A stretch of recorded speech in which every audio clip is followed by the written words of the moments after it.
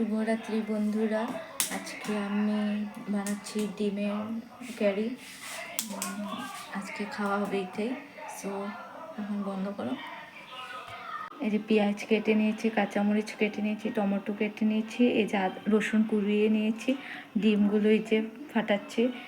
কাঁচামরিচ দুটো দিয়েছি মানে মরিচগুলো দেবো, তো তার জন্য বেশি ঝাল করি না। টমেটো আধা ছিল, ওই আধা টুকটাই দিয়ে দিচ্ছি।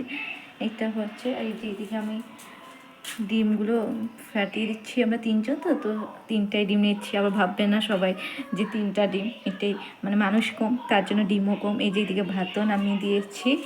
সো চলো রেসিপিটা আমি পরে আবার দেখাচ্ছি। কড়াইতে তেল দিয়েছি, অল্প করে তেল দিয়েছি, মানে ডিমটা ফ্রাই করে নেবো। একটু মরিচ গুঁড়ো আর নুন দিয়েছি, এটা দিলে বলে ভালো লাগে, ফ্রাইটা ডিমের খুব সুন্দর হয়। তো এখন ডিমটাকে ফ্রাই করে নিই, তারপর আমি তরকারিটা বানাবো। চলো তোমাদেরকে এটা আমি শেয়ার করবো। আর প্লিজ যদি ভালো লেগে থাকে সাবস্ক্রাইব, লাইক, শেয়ার। বন্ধ করো, তোমার ভয়েস কেন দিলাম।